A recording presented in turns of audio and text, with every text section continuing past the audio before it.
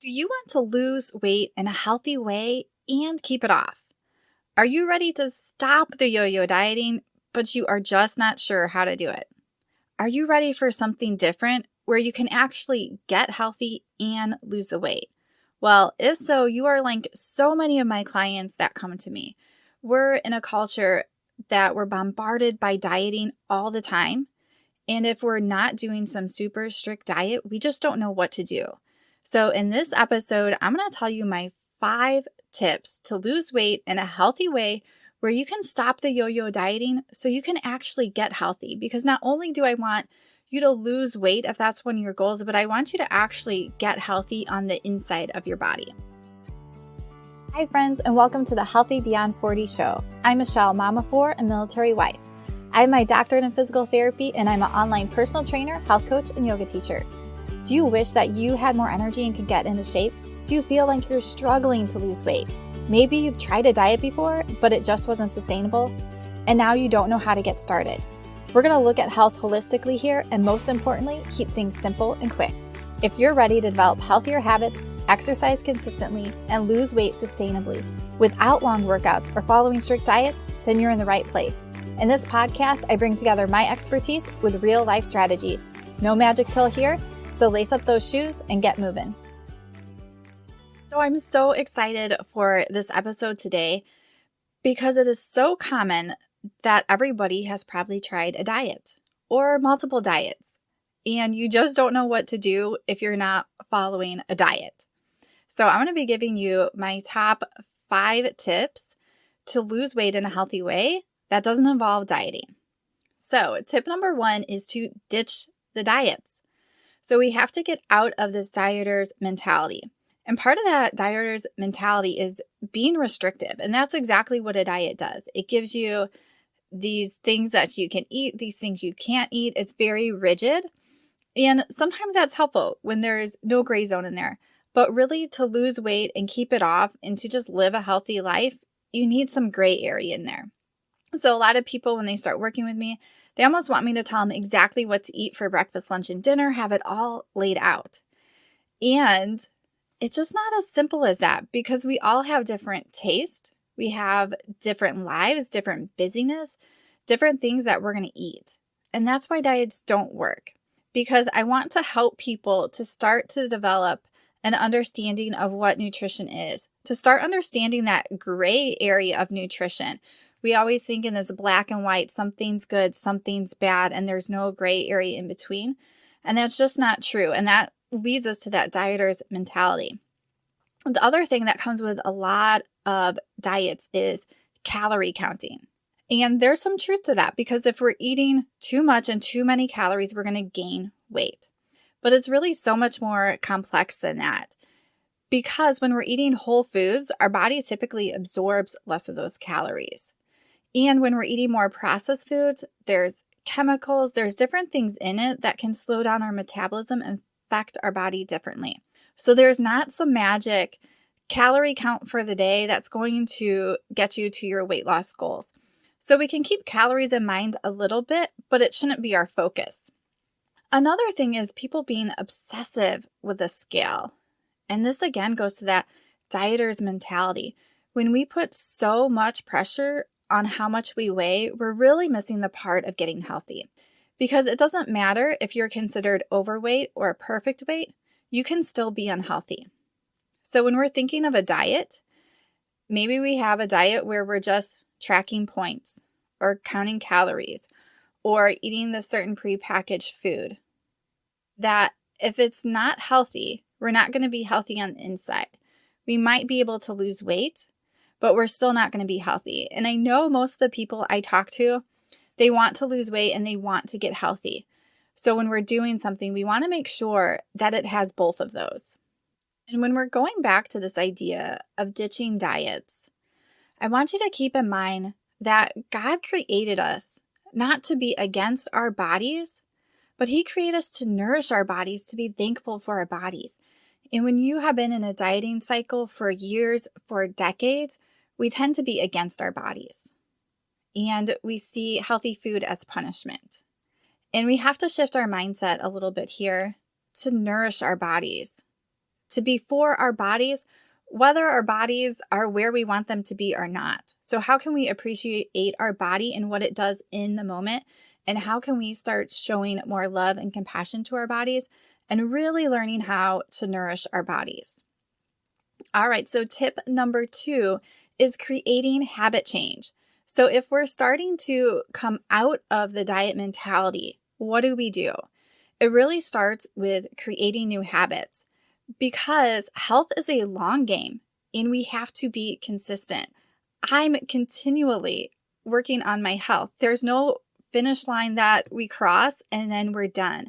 It's a continual thing because we have to continually move our bodies. We have to continually eat healthy. So when we start with habit change, this is how we can stay consistent. And when we start with habits, we got to keep it small. We have to start small. And that goes against that diet mentality where we change so many things at once. When we come to habit change that's going to stick, it's going to start small. A lot of us, when we're faced with opposition, we tend to give up when something is hard. So I have seen people where they have made some changes and they are getting some results. They're not drastic enough. And then they just give up because they didn't get those drastic results quick enough that they wanted. But when you can stick with something, even when it's hard, because changing habits can be hard, especially when we're bombarded by unhealthy food, people who don't move, and we're trying to move more. It can be hard. So when you're faced with that opposition, I just encourage you to not give up, to keep going forward. Keep that long game in mind and stay consistent. And I just want to give a shout out. I have a Facebook group called Healthy Beyond 40. So I would love it if you guys would go into this group and tell me which one of these tips you found most helpful. Community and support is key when you're trying to make habit change. So feel free to use my Facebook group and post in there. Tell us what you're doing in your health. Tell us if you're going to start any new habits so you can get some support and encouragement. Tip number 3 is start your morning right. So just picture in your mind right now. One morning, you're starting with some donuts and a latte. Another morning, you're starting with a healthy breakfast. Maybe there's some vegetables in there. Maybe it's a smoothie. And think about how that plays into the rest of your day. So when we don't start our day well, it typically snowballs into the rest of our day. So even if we start our day well, it may not be completely perfect the whole day, but we got off to a really good start. So this is one key area I like to work on with my clients, individualizing for them. How can we start your day right with your nutrition, maybe with your movement? How can we prepare the night before so we can start this morning off right?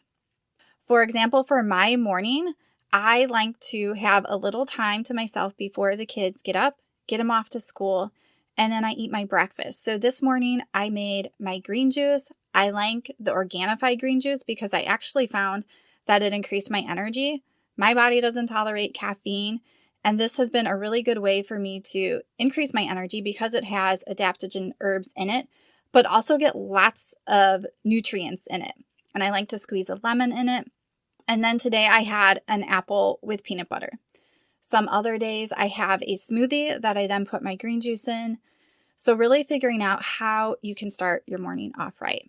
And just wanted to let you know, if you want to try Organifi's green juice, they were kind enough to give me an affiliate code called Healthy20, and it can save you 20% off your orders. And this has been really great for me. So I just like to share the things I love with you guys. So there's a link down below if you want to go check that out. So think about tomorrow. How can you start your morning off right?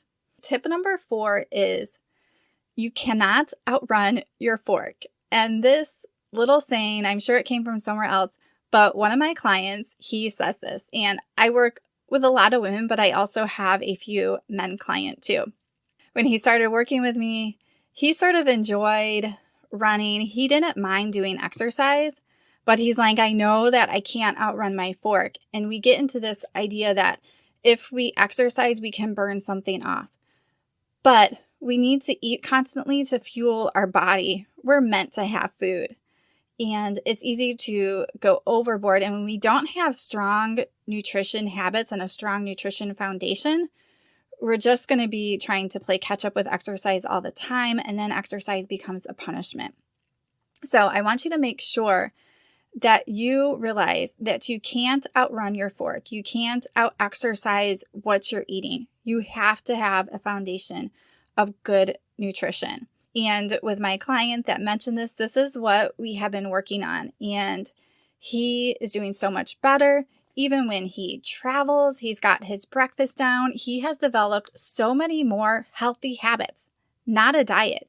He has these new habits that are ingrained and they have become easier as he continues to do them. And we've continued to tweak things because struggles come up and we will talk about it. We'll figure out something else to do, some other way to work around it, or if there's sort of a mindset block with something, because you cannot outrun your fork.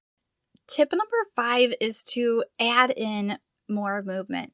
So when people start to get real serious about weight loss, they think that they have to exercise. And although I'm a big promoter of exercising, doing strength training or yoga, I want you to actually think of movement first, because this is something that you can do on your own. And so I like to define the difference between movement and exercise. So movement is just moving, walking around your house, going for a walk that's not necessarily exercise, maybe going for a casual bike ride. Maybe this is sort of cleaning in your house where you're taking steps. Exercise is where that heart rate really gets up. You feel those muscles burning. We are meant to move a lot more, and our life is a lot more sedentary now. So we typically need to be very intentional about how we're going to get more movement in. So if you have a smartwatch or something, this could be getting those steps in.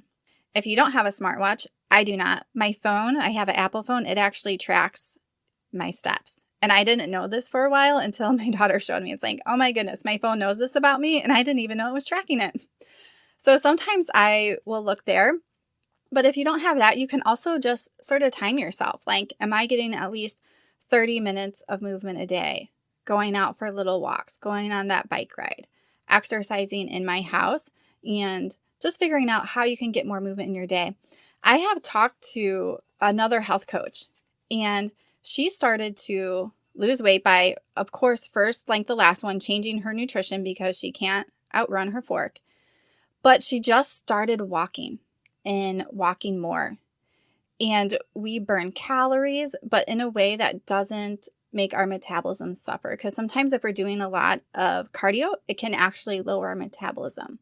And she just started walking and moving more, changing her nutrition a little bit, and she lost a lot of weight. So this can be a really great starting point.